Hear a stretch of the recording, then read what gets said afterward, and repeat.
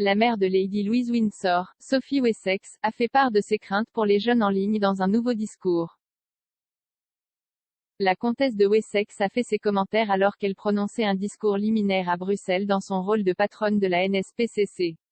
La mère de 2 enfants a mis en garde contre une augmentation de l'exploitation et des abus sexuels horribles sur les enfants en ligne alors qu'elle appelait les entreprises technologiques et les politiciens à faire davantage pour protéger les jeunes contre les dommages. Le Royal a partagé l'histoire poignante d'un garçon de 14 ans qui a tenté de se suicider tout en étant victime de chantage en ligne pour envoyer des images explicites après avoir menacé de tuer ses parents. Elle a également décrit comment une fille de 13 ans a été préparée sur les réseaux sociaux dans une relation en ligne de 5 ans avec un homme marié dans la trentaine, qui l'a manipulée pour qu'elle partage des photos explicites. Sophie a déclaré qu'elle avait vu des preuves persistantes que des jeunes sont maltraités et souffrent d'une angoisse mentale et d'une terreur inimaginable en ligne. La comtesse, qui est la mère de Louise et James, le vicomte Severn, a expliqué aux décideurs politiques et aux législateurs les conséquences dévastatrices sur la vie des enfants.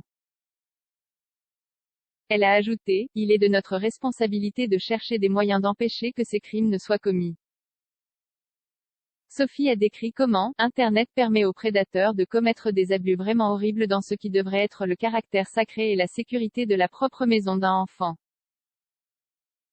La comtesse a déclaré, cet abus a des conséquences dévastatrices et de graves répercussions à long terme sur leur santé mentale, leur famille et leurs relations futures. Beaucoup souffrent de traumatismes et de problèmes de comportement à long terme, et beaucoup trop tentent et se suicident. Sophie a souligné comment la pandémie, qui a vu une augmentation de la communication virtuelle, avait conduit à une augmentation plus importante de l'exploitation et de la maltraitance des enfants en ligne. Elle a déclaré, pendant les fermetures, à la maison, dans leur chambre ou lorsqu'ils se connectent pour rester en contact avec leur famille et leurs amis, les enfants ont été exposés à des dommages horribles, mais évitables. Les agresseurs cherchent à exploiter des enfants de plus en plus jeunes, en les rencontrant sur les réseaux sociaux, en les préparant par des messages directs, en les obligeant à envoyer des images autogénérées et en intensifiant leurs abus sur des sites de messagerie cryptés et de diffusion en direct.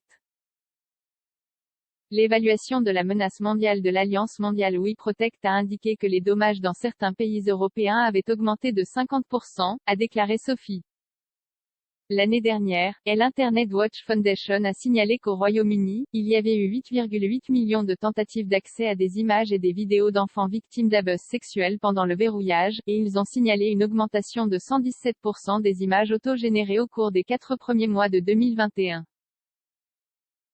Au cours de l'année se terminant en mars 2021, plus de 90 000 abus sexuels sur enfants et délits d'images ont été enregistrés par la police au Royaume-Uni, et environ 200 000 enfants ont envoyé, reçu ou demandé d'envoyer du contenu sexuel à un adulte, a déclaré la comtesse. Sophie a appelé les entreprises technologiques à utiliser l'innovation pour prendre toutes les mesures raisonnables pour concevoir les dommages et détecter et signaler les abus sur les services de messagerie. Elle a ajouté, les enfants devraient être au premier plan pendant ce processus et jamais une réflexion après coup. Sophie s'adressait à l'événement Tackling Child Sexual Exploitation et Abuse, Enhancing the Global Response pour l'intergroupe du Parlement européen sur les droits de l'enfant, qui est composé de plus de 100 députés européens et de 25 organisations axées sur les enfants. Sir Peter Wanless, directeur général de la NSPCC, a déclaré, le discours de la comtesse aujourd'hui était une contribution opportune et cruciale sur la nécessité d'une action audacieuse et d'une coordination internationale dans la lutte urgente contre la maltraitance des enfants en ligne. C'est un défi qui peut être résolu, si les gouvernements et l'industrie de la technologie s'engagent avec la concentration et les ressources nécessaires pour faire face à l'ampleur de la menace.